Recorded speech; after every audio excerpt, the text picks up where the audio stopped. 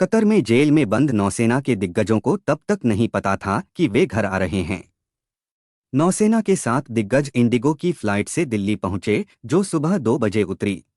Qatar की jail में बंद नौसेना के 7 दिग्गजों को, जिन्हें आज भारत वापस लाया गया, उन्हें अपनी आसन्न रिहाई के बारे में कोई सुराग नहीं था। सूत्रों ने कहा, दिग्गजों को कल रात जेलरों ने अपना सामान पैक करने और लगभग 9 बजे स्थानीय समय तक इंतजार करने के लिए कहा था।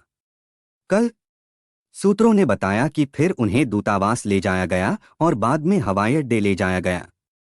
वे इंडिगो की फ्लाइट में सवार हुए जो सुबह 2 बजे दिल्ली उतरी। ये 7 दिग्गज उन 8 भारतीयों में शामिल हैं जिन्हें कथित तौर पर जासूसी के आरोप में अक्टूबर में कतर की एक अदालत ने मौत की सजा सुनाई थी। भारत के राजनयिक हस्तक्षेप के बाद दिसंबर में मृत्युदंड को कम कर दिया गया था। एकमात्र अनुभवी खिलाड़ी जो अभी तक वापस नहीं आया है, वह कुछ कागजी काम कर रहा है और उसके जल्द ही लौटने की उम्मीद है। आज लौटने वाले दिग्गजों में कैप्टन नवतेज सिंह गिल, सेवानिवृत्त कैप्टन सौरभ वशिष्ठ, सेवानिवृत्त कमांडर पूर्णेंदु तिवारी, सेवानिवृत्त कैप्टन बीरेंद्र कुमार वर्मा, सेवानिवृत्त कमांडर सुगुनाकर पकाला, सेवानिवृत्त कमांडर संजीव गुप्ता, सेवानिवृत्त शामिल हैं। कमांडर अमित नागपाल, सेवानिवृत्त और नाविक रागेश, सेवानिवृत्त। 8 दिग्गजों को 2022 में कतर में गिरफ्तार किया गया था और तब से वे जेल में थे, जबकि रिपोर्टों में कहा गया है कि उन्हें जासूसी के आरोप में गिरफ्तार किया गया था। न तो नई दिल्ली और न ही दोहा ने उनके खिलाफ आरोपों पर सार्वजनिक रूप से कोई टिप्पणी की है। उनकी गिरफ्तारी से पहले अनुभवी लोग एक निजी फर्म डेहरा ग्लोबल द्वारा नियोजित थे और कतर नौसेना के प्रशिक्षण में शामिल थे। उनकी रिहाई की सूचना देते हुए विदेश मंत्रालय के बयान में कहा गया है कि भारतीय कतर में हिरासत में लिए गए डेहरा ग्लोबल कंपनी के लिए काम करने वाले 8 भारतीय नागरिकों की रिहाई का स्वागत करते हैं। मंत्रालय ने कहा, उनमें से 8 में से 7 भारत लौट आए हैं। हम इन नागरिकों की रिहाई और घर वापसी को सक्षम करने के लिए कतर राज्य के अमीर के फैसले की सराहना करते हैं। प्रधानमंत्री नरेंद्र मोदी द्वारा दुबई में COP28 शिखर सम्मेलन के मौके पर कतर के अमीर शेख तमीम बिन हमद अल थानी से मुलाकात के तुरंत बाद दिसंबर में दिग्गजों की मौत की सजा कम कर दी गई थी। घर वापस आकर एक अनुभवी ने प्रधानमंत्री को धन्यवाद दिया।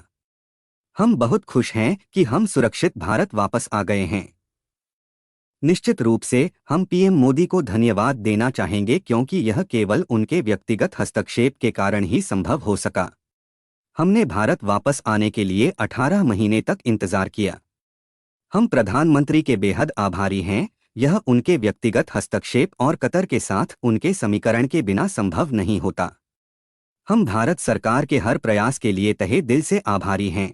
प्रधानमंत्री की कतर यात्रा की घोषणा दोहा की जेल में बंद 8वें दिन भारतीयों की रिहाई के दिन हुई। विदेश सचिव ने कहा कि प्रधानमंत्री नरेंद्र मोदी ने कतर में गिरफ्तार भारतीयों को छुड़ाने के मामले से निपटने की व्यक्तिगत रूप से निगरानी की थी। विदेश सचिव विनय मोहन क्वात्रा ने आज कहा कि प्रधानमंत्री नरेंद्र मोदी संयुक्त अरब अमीरात की अपनी यात्रा समाप्त होने के बाद बुधवार को कतर के दोहा जाएंगे। श्री क्वात्रा ने कहा, इस यात्रा का उद्देश्य समग्र संबंधों को और मजबूत करने के तरीकों पर चर्चा करना है। पीएम मोदी की कतर यात्रा की घोषणा भी ऐसे दिन हुई है जब दोहा ने कथित जासूसी मामले में जेल में बंद 8 भारतीय नौसेना कर्मियों को आखिरकार रिहा कर दिया। कतर ने अक्टूबर 2023 में इन्हें मौत की सजा सुनाई थी। उनमें से 7 सोमवार तड़के घर लौट आए, जबकि 8वां जल्द ही घर लौट आएगा।